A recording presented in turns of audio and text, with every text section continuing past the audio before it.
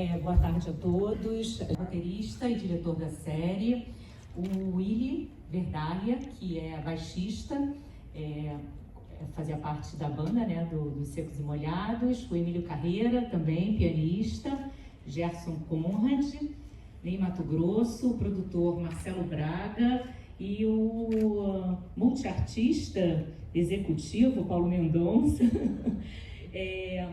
O Primavera nos Dentes é uma série do Canal Brasil em 4 episódios.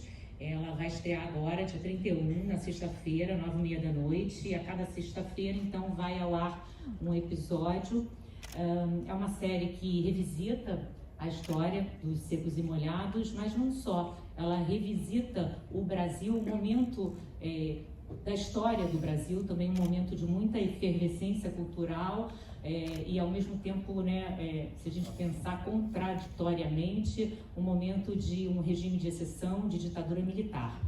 Então, a dinâmica aqui da nossa entrevista, eu vou fazer algumas perguntas, depois eu abro para vocês e a gente vai intercalando. A gente tem microfones aí na plateia também, então quem estiver interessado em fazer perguntas é só e depois se identificar, dizer qual é o seu veículo, por favor. Queria começar perguntando para o Miguel.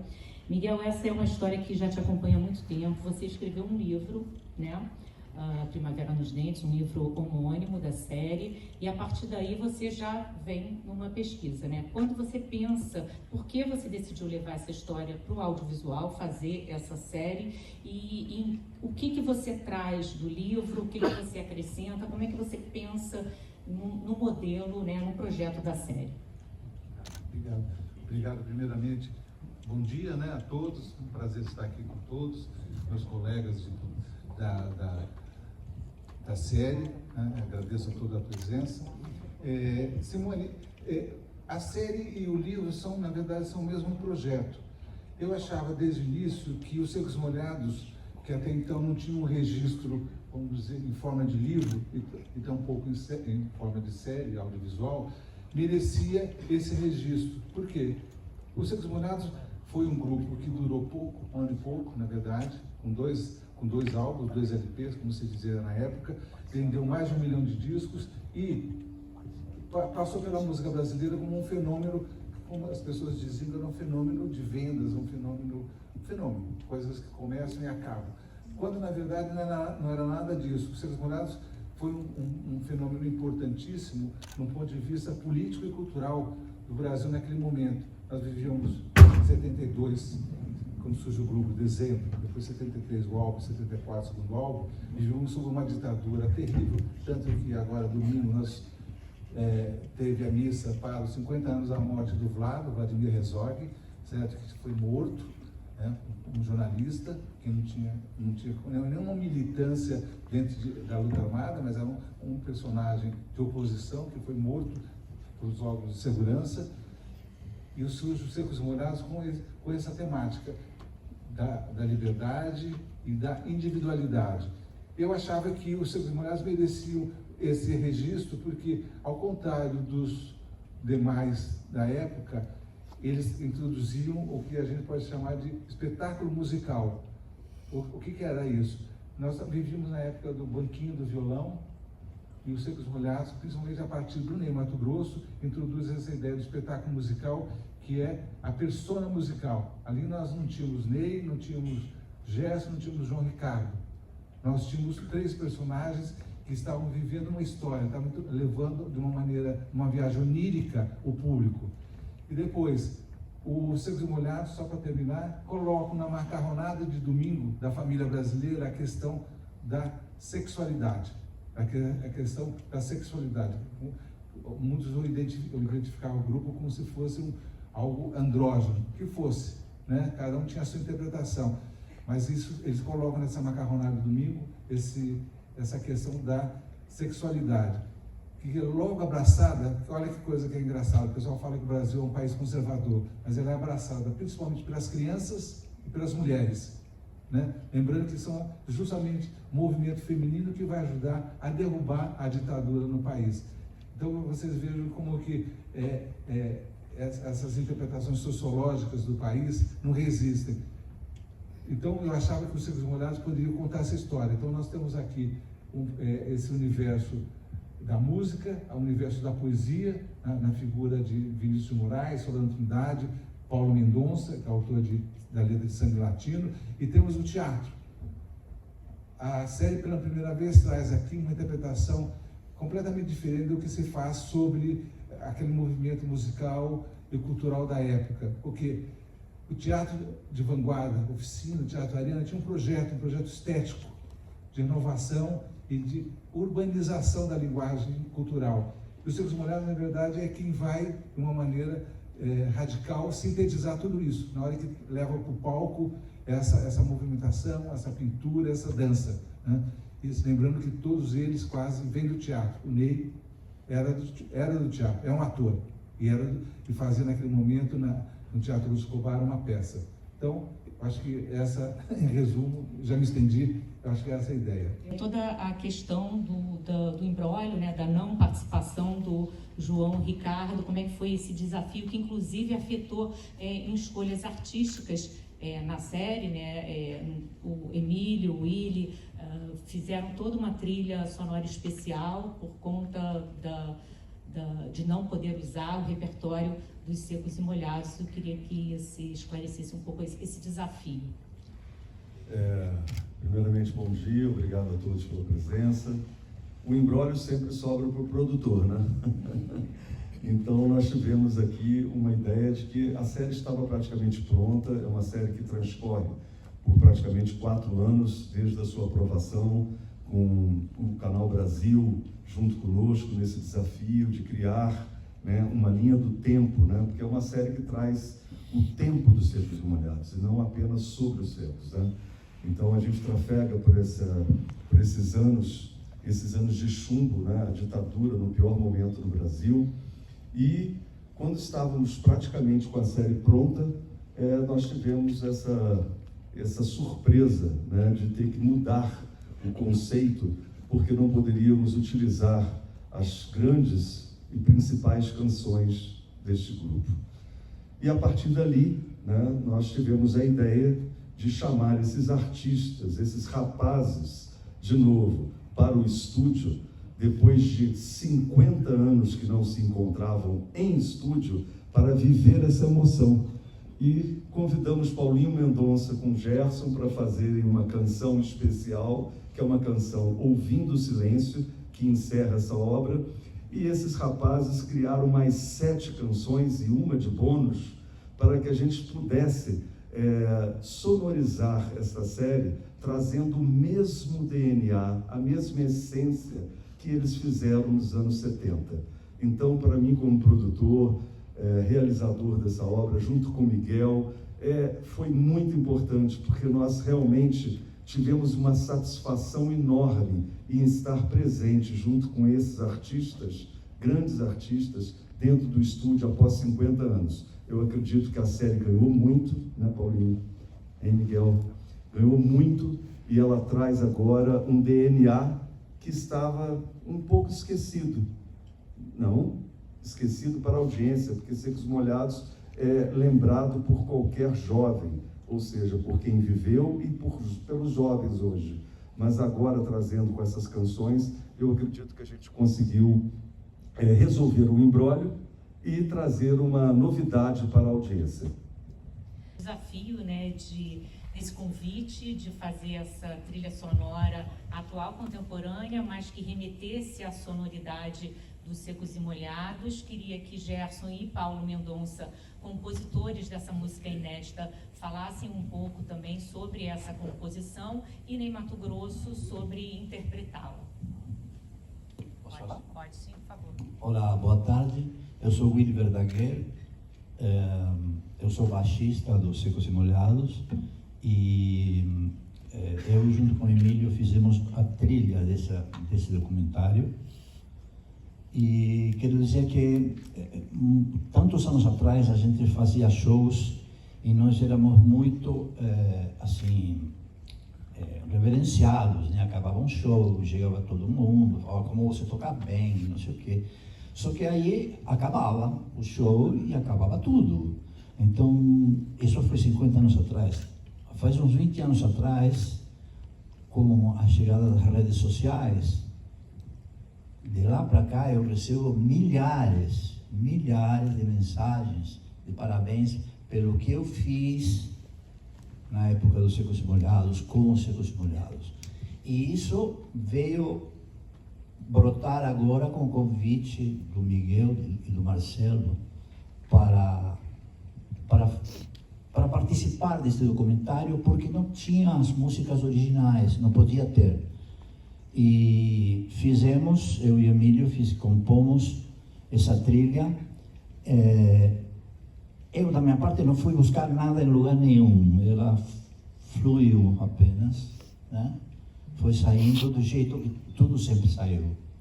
Não havia, mesmo na época dos Secos e Molhados, chegava o João Ricardo ou o Gerson com o seu violão mostrando a música e a gente já saía tocando junto, aquilo que ficou nos discos, até hoje, aqueles 2 primeiros discos. É isso, satisfação enorme de participar disso tudo. Emílio? Oi, boa noite, bom dia, não, boa tarde já, né? Passei pelo dia inteiro. Bem, eu me pegou desprevenido, pensei que você fosse falar mais. Bom, primeiro eu quero dizer que é uma alegria imensa, né? Muito legal poder estar vivendo esse momento agora, porque só aconteceu isso há 50 anos atrás, né? Então, é um reconhecimento de um trabalho que foi muito legal e até perceber que estamos todos aqui, né, juntos, estamos com saúde, fazendo um trabalho bacana. Então, tudo valeu muito a pena, né? Foi uma história muito bacana. E quando eu fico pensando, eu estava ouvindo agora o Willy falar, nós éramos jovenzinhos, né, e a gente pegou uma barra, né? Uma barra pesada, porque eu me lembro, por exemplo, que num determinado show no Nordeste, sempre muito lotado, aquela loucura toda que nós sabemos, e eu escuto, como a gente não consegue ver a plateia, eu escuto daqui, me lembro bem aqui, Emílio, eu não entendi nada, porque nós estávamos tocando, né? O Ney lá na frente, o Gerson, João Ricardo, Emílio, eu fiquei tão apavorado, não sei se você lembra disso, nem comentei com você. Nós fomos para o hotel e eu falei, vamos fazer uma reunião aqui para saber o que é isso, porque eu não estou entendendo. Como, Emílio? Né? E a gente ficou assim, sabe? A gente não acreditava naquilo que estava acontecendo. Então são muitas recordações, muitas coisas boas que me ajudaram na minha formação. E então a alegria de estar aqui agora é muito grande e eu quero agradecer a todos vocês, que vocês fazem parte da minha vida. Boa tarde.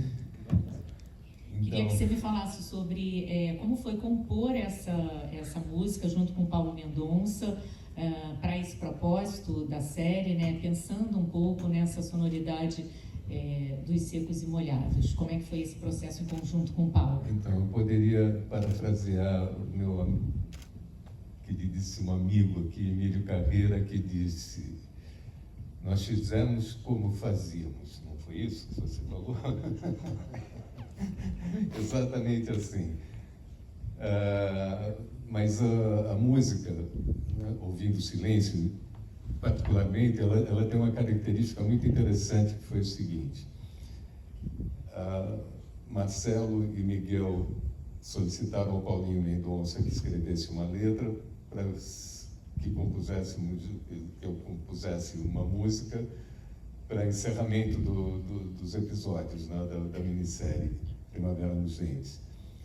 Aí Paulinho estava no Rio, me mandou a letra pelo WhatsApp, e eu, quando estava lendo pela segunda vez a letra, percebi que eu estava não lendo, mas cantarolando.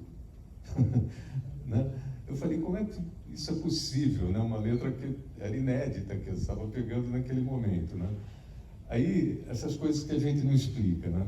Eu havia composto uma melodia na época dos Secos e Molhados, talvez para o segundo trabalho, para a continuidade dos Secos e Molhados, se tivesse continuado, né, sem a dissolução, e que já tinha ficado engavetada, né?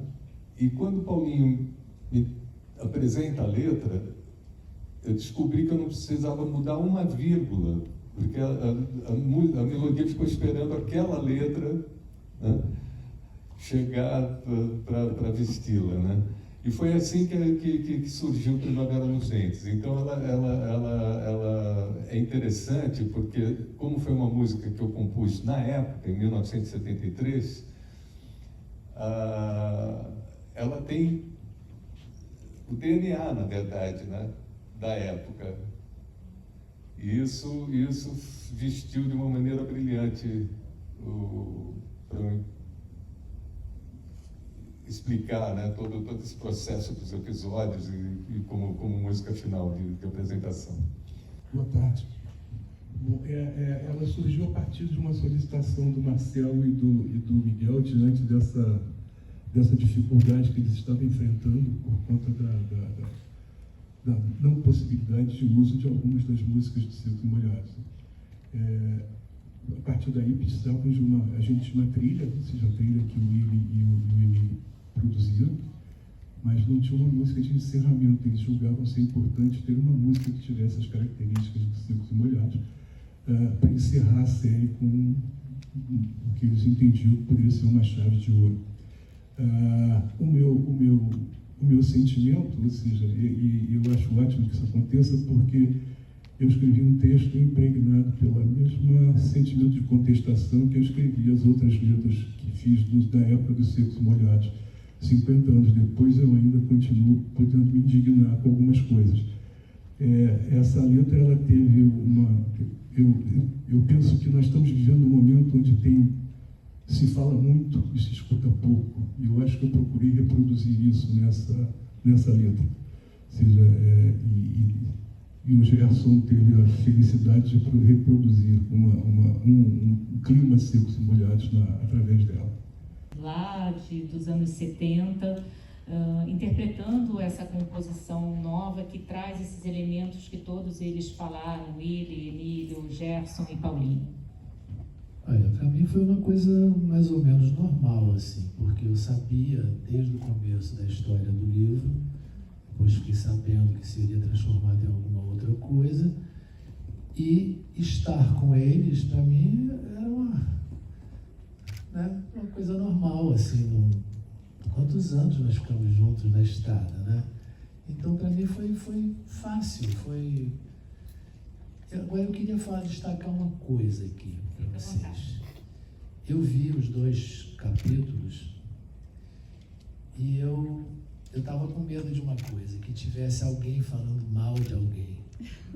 Não tem. Isso não existe. Sabe? Quer dizer, é um outro passo dado mesmo, assim, porque ninguém está falando mal de ninguém, porque eu me sentiria mal estar dentro de um projeto para falar mal de alguém, né? E não é o caso, não é o caso.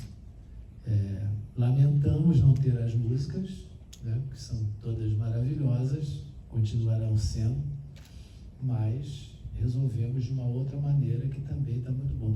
Eu, quando vi, eu percebi que tinha umas vinhetas assim, instrumentais, que eu disse assim, meu Deus, parece que é o Secos e Molhados mesmo, né? Era o mesmo princípio, né? Eu sentia uma influência daquela época nas composições, né, de agora, né? E é muito interessante. É um momento engraçado, né? Sim, porque 50 anos depois eu achava que ninguém mais ia lembrar, né? Mas está tudo certo. Aí eu acho que vai dar muito certo e que as pessoas vão gostar, sim. Mas de alguma maneira você sempre permaneceu com Secos e Molhados, no sentido de que você volta e meia canta alguma música do repertório. Canto sim, canto o repertório. Como é que eu vou abrir mão desse repertório bom desse jeito, né? Então eu vou variando. Alguns momentos eu canto uma, outros momentos eu canto outras, mas eu gosto muito desse repertório, sim. Atualmente você canta qual? Tem alguma dos Secos no show? Estou cantando Fala e agora eu pirei de vez. Estou cantando Fala, estou cantando Vira. que ninguém esperava que eu cantasse o Vira de novo, né? Mas eu estou cantando o Vira, porque eu estou fazendo um show que já estou fazendo há tanto tempo, começou em 2019, que eu estou mudando o repertório para eu também não ficar cansado dele, né? Então eu estou botando muitas coisas que eu já cantei, tem essas duas do Secos e Molhados, tem Casinha de Sapê, tem um monte de coisa nova. Não é nova, um monte de coisa nova no show, né? A Balada do Louco. Então é isso. O João não quis participar, né? Foi convidado várias vezes. Para o livro ele me deu vários depoimentos, está no livro lá, tudo registrado. Mas para a série ele quis se ausentar. A minha ideia para colocar o João na série foi a ideia dos arqueólogos. A ideia dos arqueólogos, eles têm lá um fóssil debaixo de uma montanha, então eles vão circundando aquele pedaço onde eles acham que existe esse fóssil, depois vão jogando látex para pegar a forma. Só depois então que eles vão aparando, limpando e ficam com o que vai ser um peixe, por exemplo. A técnica que eu usei para colocar o João foi exatamente isso. Sabe, nós fomos cercando o que é o João, a infância do João. O Gerson conviveu com o João desde os 13 anos. Então, vamos trazendo pedaços da infância dele, depois da adolescência, a junção dos Secos Molhados, a ideia dos Secos Molhados ainda embrionária, e até chegar ao grupo, certo? Então, essa foi a maneira da gente trazer o João para a série, pela palavra dos outros, né? Eu vi, caminhou sobre as águas, etc. Então, essa foi a ideia. Eu particularmente acho o seguinte, sabe, que é o tal livre-arbítrio, né? É o direito dele, né? O João foi convidado e recusou. Nada se tem a declarar nem acrescentar sobre isso. Infelizmente, foi uma pena, né, para a gente. Eu acredito que o sentimento é esse, né? Seria mais brilhante se ele estivesse presente, mas não aconteceu. Na série a gente fala isso, né? Seria tão bom se ele estivesse aqui, né? Então, pois é. Pois é. Que enfatizando, inclusive, o que você falou, ninguém fala mal de ninguém. Pois é, mas é um direito dele, né? Tranquilo, eu não estava mesmo, ele não estava mais, quer dizer, a história está sendo contada pelo Miguel, né? Então é uma coisa assim, não tem assim, um envolvimento muito grande com relação a isso. Vamos reproduzir o que for possível, né? E mas não teve nenhum momento assim dramático, isso, não. Gerson. De igual forma, né? Eu acho que vale mais enfatizar momentos mais marcantes, que foi, por exemplo, a gente dividir um vocal, né? Depois de 50 anos, sim. Né? Que isso acontece, né? Num trechinho curto, mas foi muito prazeroso, que eu acho que isso que é o que vale, né? Como registro, né? Eu gostaria, Gerson, se me permite, de colocar uma coisa que eu acho muito bacana, que é o seguinte, e que a gente normalmente não vê isso, mas a gente sente. Tudo isso que aconteceu com os Secos e Molhados, claro que tem uma razão de ser, né? Várias, inclusive. Mas uma delas é o que aconteceu agora no documentário.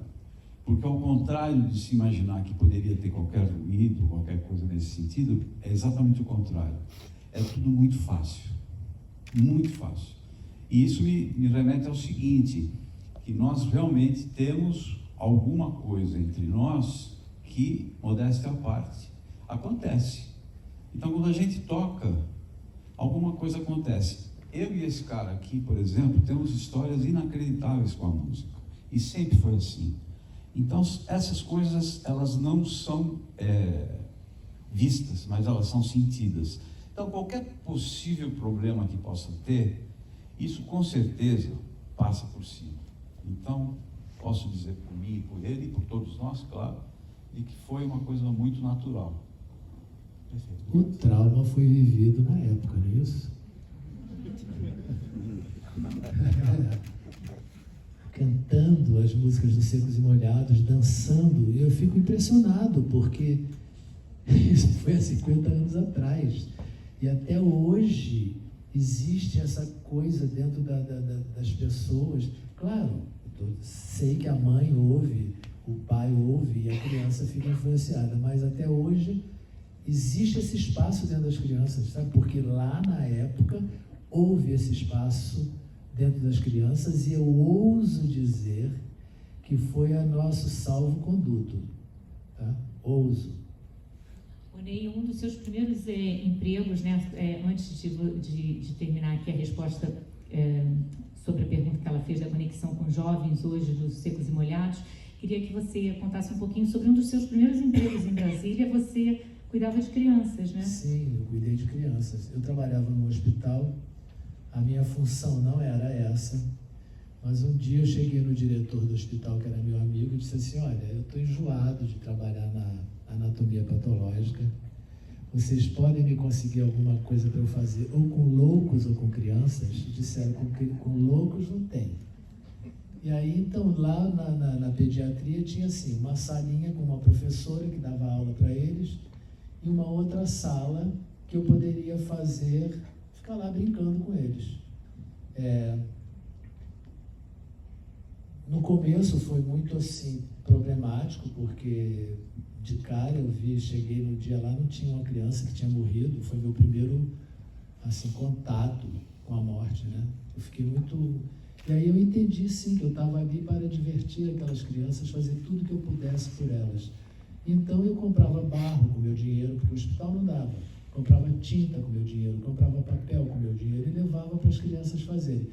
As cerâmicas que eu levava, que elas faziam, eu levava para um forno para depois eu trazer para dar para elas. Então era esse. Só que o hospital quase gritava quando me via de 4 e as crianças montadas em mim, lá no pátio que tinha atrás do hospital, que era um bosque. E eu ficava lá de 4 e as crianças, 3, 4 montadas nas minhas costas, era o cavalinho delas. E o hospital dizia que isso não era trabalho de homem, e eu não entendia o que não era de homem. Eu nunca entendi isso, que pode coisas de homem, coisas que não são de homem. Eu não entendia que aquele trabalho que eu fizesse não poderia ser coisa de homem, né? Imagine, digo para vocês, foi a única vez que eu gostei de trabalhar. Tá? Trabalhar sim, né? Porque trabalhar eu trabalho igual um louco, né? Mas trabalhar merece um emprego, né? William, você queria falar sobre a pergunta da conexão com a juventude? Não, sobre o fato que o Ney estava falando, que as crianças foram fundamentais também, mas ao mesmo tempo o povo inteiro e inclusive os músicos ajudaram a perpetuar os Secos e Molhados, porque muita gente me fala que começou a tocar contrabaixo depois de ouvir os Secos e Molhados, mas muita gente, não estou falando alguns, muita gente. Mas é uma isca maravilhosa para as pessoas tocarem, né? O seu baixo, não é isso? Então, isso que faz durar. Até hoje, eu tenho, claro, eu também vivo até hoje, em parte, dos Secos e Molhados. A minha história, eu venho desde a Tropicália, com Caetano, com Gal, com Gil, e depois os Secos e Molhados, depois o Raul Seixas e tudo. Mas eu vivo muito por Secos e Molhados. Eu tenho um workshop, eu acabei de lançar um livro que fala muitas histórias dos Secos. E eu tenho um workshop onde os caras vão, workshop só o baixo dos Secos e Molhados. Então eu solto os áudios, os originais, e com o meu baixo eu toco em cima todas aquelas músicas, e entre um tema e outro eu conto histórias de coisas que aconteceram nos ensaios, nas viagens, nos aeroportos, nos hotéis. Então, e a pessoa se liga demais, as pessoas vão assistir o meu workshop porque sabem que eu vou falar dos Secos e Molhados e porque sabem que eu vou tocar Secos e Molhados, tá? Isso é um adendo aí. Willy, qual é o nome do livro? O livro se chama Voando Baixo. Acabei de dar um de presente para eu, um pro Gerson e um pro Neto. Esse eu ganhei. Ganhou, lógico. Posso contar uma história tua? Que eu acho que é legal contar. Eu acho que eu até contei já para você. Vocês imaginam a gente começando aquele sucesso todo, né? E a gente sempre foi muito do bem, né? Então, antes do show, foi na concha acústica em São Bernardo. E aí nós estávamos com ele, estava com aquela roupa de feno, né? aquela palha assim, a saia, tinha aqui, caía tudo assim, era um bicho. E a gente estava para entrar em cena e nós estávamos na coxia e a plateia maluca, gritaria, aquela coisa toda, e nós esperando para entrar. E, por coincidência, eu estava do lado do Ney, e o Ney falou assim para mim, não vai, Ney. Ele falou assim para mim, ele levantou o pé e falou: "Você acha meu pé feio?" Eu olhei para o pé do Ney e falei: "Não, o Ney tem um pé bonito." Eu falei: "Teu pé é bonito, é um pé de homem, pézão." Ele falou: "Eu nunca mostrei meu pé para ninguém." Mostrava ali, né? Lá na Mostrava hora no você palco, foi e né? mostrou. É. A gente foi ganhando conhecimento e novas experiências no dia a dia. Foi muito legal. Queria contar isso. Eu acho que tem um fator que acompanha isso desde de que a gente criou os Secos e Molhados, que só se explica por uma palavra: magia, sabe? Aquele encontro foi mágico, né? Não só com a formação original do Ney, João Ricardo ao meu lado, né? Mas também desses músicos excepcionais, né? Willy Verdaguer, Emílio Carreira, John Flaven, Marcelo Frias, enfim, né? Sérgio Rosadas, que tocou, né, com a gente. Eu acho que essa conjunção foi mágica e única, né? E é por isso que o Secos e Molhados continua com essa reverberação 50 anos depois, atravessando gerações, sabe, e ouvindo com o mesmo entusiasmo que nos acolheram naquele momento. A última peça que eu fiz era A Viagem, era uma adaptação dos Lusíadas. Eu fazia um dos portugueses que sai para o mundo. Eu falo dessa peça no livro. Fala, né? E acontece que a banda que tocava ao vivo eram eles, a banda que tocou com a gente depois. Então, eu ficava ouvindo aquela banda tocando, e aí eu ficava assim, eu era um marinheiro, eu vinha, anunciava os acontecimentos e desaparecia, ficava no escuro. Então eu ficava no escuro, eu disse assim: deixa eu ver se eu consigo reproduzir com o meu corpo o que eu estou ouvindo. E eu ficava ali procurando um jeito e entendi que eu podia, sem ser dançarino, eu podia dançar. Então a coisa toda começou comigo antes dos Secos e Molhados, com a banda que tocou com os Secos e Molhados, que já era maravilhosa lá, e que foi o que me impulsionou a procurar um jeito de dançar. Tá? Vocês sabem disso. Posso completar um pouquinho? Pode. Teve uma função desse que era A Viagem, né? Numa das funções, nós tocávamos uma plateia grande, aí tinha o fosso dos músicos, e aqui tinha a nau, a caravela, né? Sim. Acontecia tudo. E teve um dia que o elenco convidou a família, convidou os amigos para assistir a peça, A Viagem. E, assistiram, e nós, no fosso, nós fazemos um tremendo som. Aí, quando acabou a peça, o público descia, os artistas desciam, havia uma confraternização entre público e artistas. Aí que chegou o João Ricardo e o Gerson, desceram a plateia. O João olhou para o buraco dos músicos e falou: nós temos um conjunto e queremos que vocês toquem com a gente. Aí nós olhamos para cima e falamos: tá bom. E foi assim. Eu não sabia disso. Então, foi assim. Porque ele também pirou com o som. Sim, claro, ele não é louco, né? Ele não é burro. tinha ali, né? Agora, deixa eu falar também uma coisa para vocês. Eu propunha, não sei se você lembra disso, Gerson, que cada um de nós gravasse um disco solo. Não era para sair da banda, eu pretendia assim, a gente grava um disco, a gente continua juntos com o trabalho do Secos e Molhados, mas para cada um oferecer todos os suas informações musicais, assim, do que foi inspiração na vida, né? Então eu estava, como eu tinha proposto isso, eu já estava começando a fazer um repertório que algum dia eu cantaria. Eu nunca imaginei que seria tão rápido assim, porque em poucos meses depois eu estava no estúdio gravando meu primeiro disco. Que eu já tinha um repertório, porque como eu propus isso, ninguém aceitou, mas eu fui fazendo um repertório, mas eu não estava pensando em sair. Era uma coisa que poderia ser feita um dia. E foi meu primeiro trabalho. Obrigada, fazer uma pergunta para Miguel e para Marcelo, né, sobre as imagens de arquivo, né, que estão na série também, e os convidados, para além das pessoas da banda que compõem também a série. Vou falar aqui primeiro. Nós temos um acervo muito grande.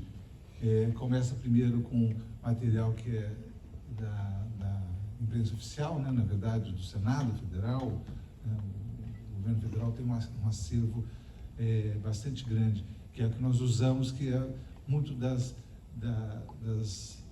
interações dos generais da época, lá, o Médici e o Geisel, nos seus desfiles, aquelas feiras, por incrível que pareça, aquelas feiras do Exército que aconteciam anualmente. Todo esse material vem desse acervo central. Depois nós temos ainda o filme do Zé Celso e do Noilton, que é o filme do Rei da Vela, que eles fizeram depois uma filmagem, um registro, na verdade, da montagem. Já é uma filmagem, um registro, já pensando em cinema, né, que é maravilhoso, que a gente utiliza. Daí temos mais algumas coisas, como, por exemplo, o Bandido da Luz Vermelha, do Rogério Sganzella. E eu acho que, se não me engano, tem ainda A Mulher de Todos, que aparece, ou é Sem Essa Areia, agora eu não me lembro qual dos dois. Ambos os três pertencendo ao Rogério Sganzella. Agora, os depoimentos, a ideia foi justamente buscar personagens de gerações diferentes que pudessem falar sobre a influência dos Secos e Molhados, nos seus respectivos trabalhos e nas suas vidas. A gente começa lá com Charles, que é dos Titãs, começamos com o Frejá, do Barão Vermelho, que são exatamente da mesma geração, e depois chegamos lá do Duda Braque e a Ana Canhas, que são intérpretes, né, mais novas, na casa dos 20 anos. E ambos os quatro, no caso, contando o que significa os Secos e Molhados nas suas respectivas carreiras, né? Vemos aí depois também o material colhido junto com o fotógrafo, o Antônio Carlos Rodrigues, que eu acho que a capa dos Secos e Molhados, que já foi lida em algumas votações como uma das melhores capas, até hoje já feitas na música popular brasileira, e ele contando como que essa capa foi feita aqui em São Paulo, baseado num trabalho anterior dele, que ele vinha desenvolvendo.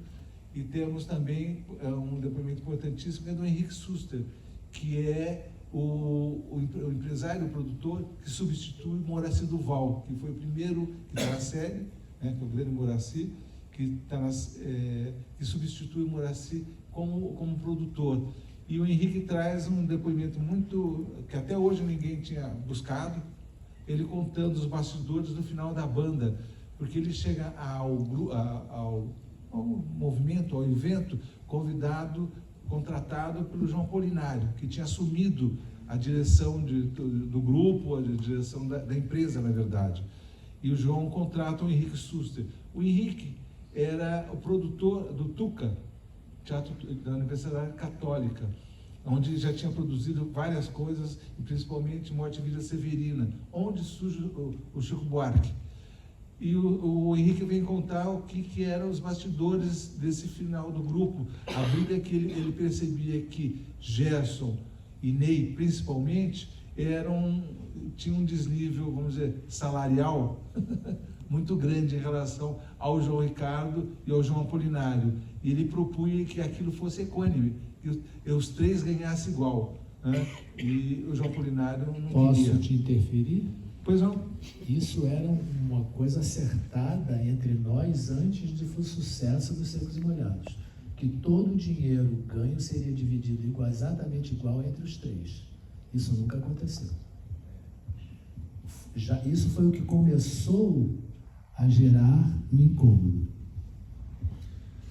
E é interessante que exatamente então o Henrique, que foi contratado pelo João Apolinário, que fez essa intervenção na empresa, tirando o Moraci Duval, o Henrique fala, não, você tem que pagar tudo igual. O Ney, que é a estrela do grupo, ele que carrega esse grupo nas costas.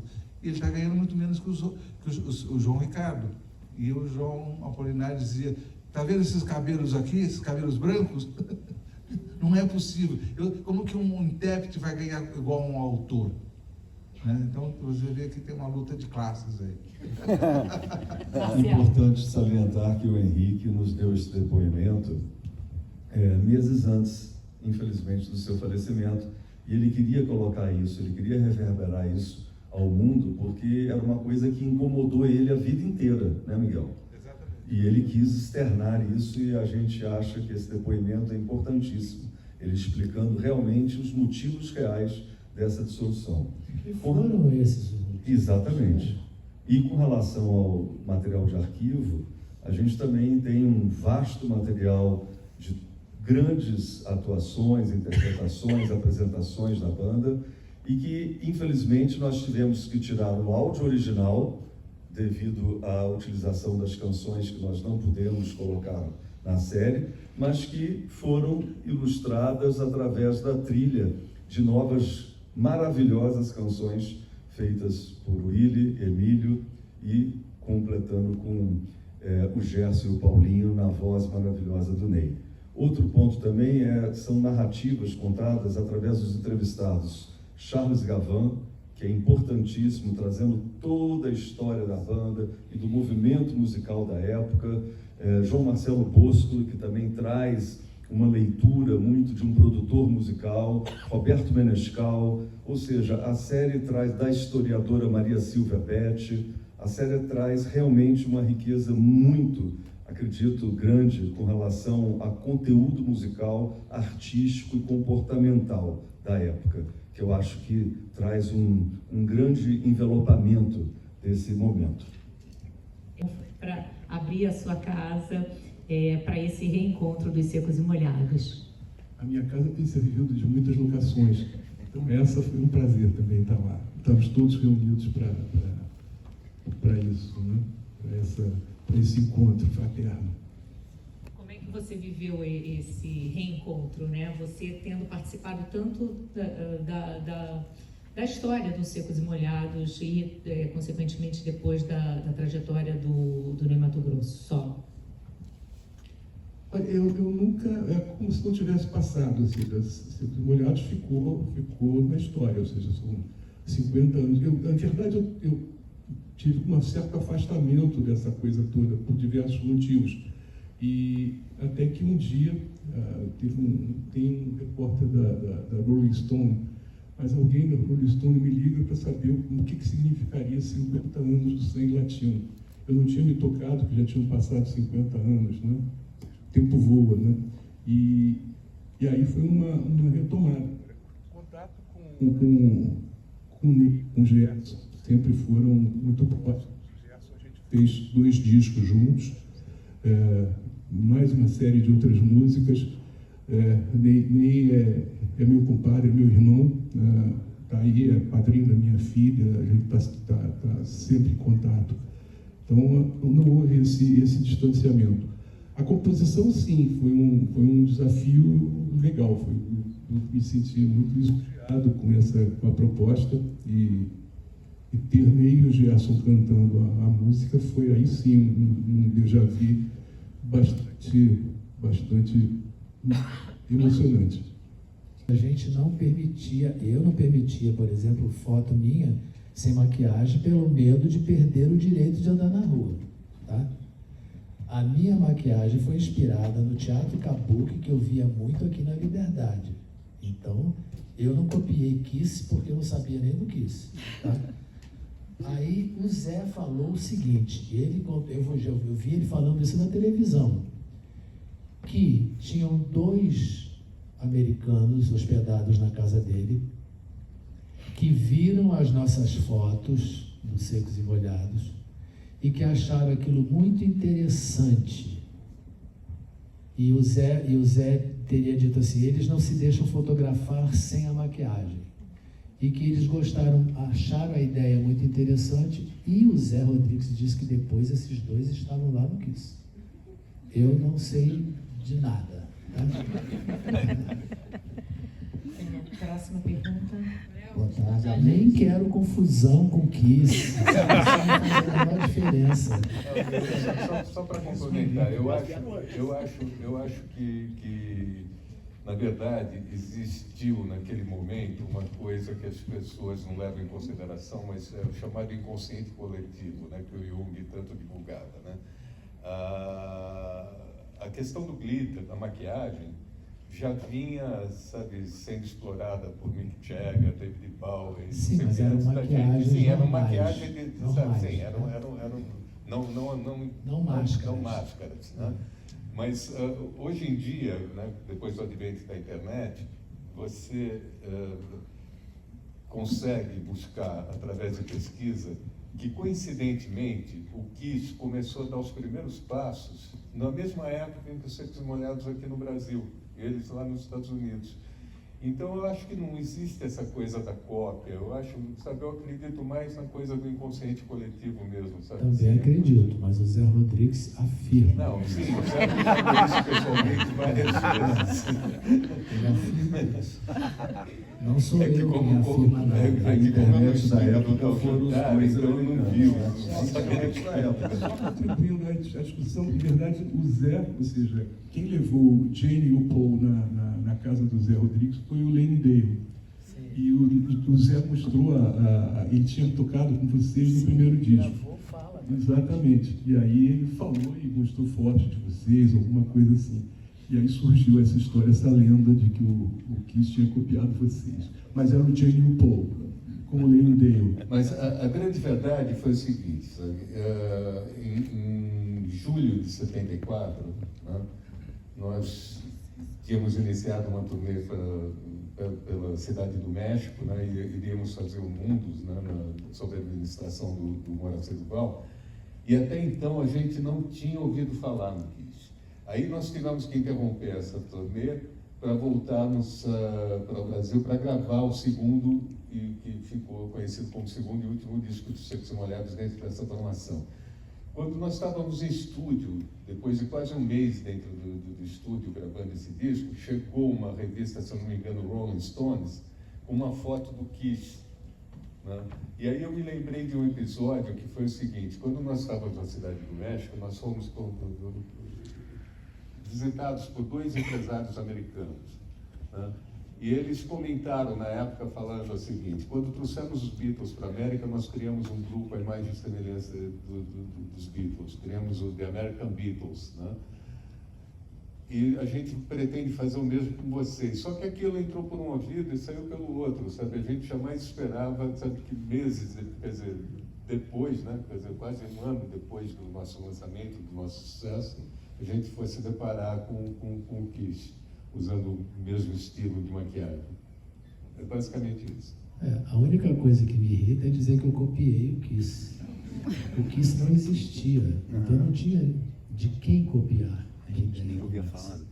Eu tirei do Teatro Kabuki, na Liberdade, que eu vivia lá, e eu via muita foto do Teatro Kabuki. Claro que o Kabuki é muito colorido, e eu reduzi para preto e branco e pronto. Mas a minha ideia era esconder a minha cara. Eu não queria perder o direito de andar na rua, só isso. Que a obra vai ter sua estreia agora no dia 31, no Canal Brasil. É uma obra concluída, está pronta, finalizada, E continuamos ainda na disputa judicial para tentar provar e mostrar ao mercado brasileiro que nós podemos sim concluir obras utilizando-se de canções aonde existe a jurisprudência já no mercado e de que coautores que permitam não podem ser censurados pelo outro coautor por simples capricho.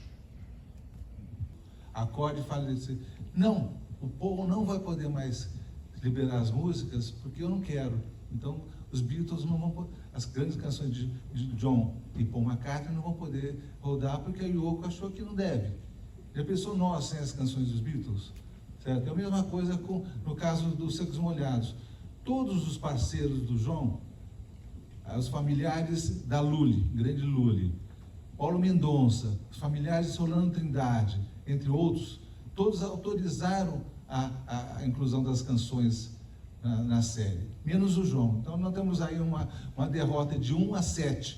Né? 1 não quis e 7 toparam. Quer dizer, então você veja que sequer a maioria vale. E, curiosamente, a justiça tinha concordado, tinha liberado o uso. Mas o mesmo desembargador que disse sim, dias depois disse não, voltou atrás. E não tinha mudado nada, ao contrário das nuvens que mudam a toda hora, era o mesmo caso, a mesma situação. Quer dizer, mas nós continuamos brigando. Agora, a questão principal é essa questão, o fato de você, no Brasil, lutar contra a história, lutar contra quem quer contar a história. Quer dizer, quem perde somos todos nós, porque as canções dos Secos e Molhados pertencem a nós, não pertencem mais ao João Ricardo, não pertencem mais ao Paulo Mendonça, pertence à cultura brasileira, essa coisa imaterial do povo, certo? E ele, quando faz isso, ele não está lutando contra, dizendo, eu não quero, porque eu não gosto dos cabelos do Willy, eu não vou ou do Miguel, eu não quero que isso fez. Ele, na verdade, ele está lutando contra nós, sabe, de uma maneira geral. Isso nos pertence, a canção Sangue Latino nos pertence, o Vira também nos pertence, o Fala nos pertence. Então, é um apagamento. Então, essa mania brasileira de permitir que você censure o que o outro não quer falar. Quer dizer, por que não vai poder tocar as canções? Porque um personagem não quis. Quer dizer, então, isso é injusto da legislação brasileira e muito também da interpretação que esses desembargadores dão à questão. E eu soube anteontem que a Paula Toller conseguiu vencer na justiça, porque o Leone não queria que ela cantasse canções que os dois compuseram juntos, o Leone e a Paula. E ela ganhou no Rio de Janeiro, né? Felizmente isso aconteceu, quer dizer, então cria-se uma jurisprudência, sabe? E no nosso caso são 7 autores que permitiram, só um que disse não. Isso não é justo. Já que está acabando, só para descontrair, no dia que teve aquela reunião, que foi apresentada a minuta do golpe, né? Naquele dia ficou uma situação estranha na reunião e o primeiro que levantou foi o Ney, ele saiu, ele foi embora. Aí todo mundo ficou meio assim, aí acabou a reunião, cada um foi embora, o que será que vai acontecer, né? Aí um tempo, cada um foi para sua casa, um tempo depois, mas 1 ou 2 semanas depois, eu estava em São Paulo, no meu carro, andando no meu carro, ouvindo o rádio, daqui a pouco o rádio fala, atenção, o fim dos Secos e Molhados. Eu falei, o quê? E o rádio falou, você ouviu, o fim dos Secos e Molhados. Foi assim mesmo. Aí eu fiquei sabendo. Bom, gostaria de agradecer a todos vocês que acompanharam com a gente então essa conversa, assistiram aos 2 episódios da série e que estreia agora no dia 31, sexta-feira, no Canal Brasil, às 9h30 da noite, em todas as sequentes sextas-feiras.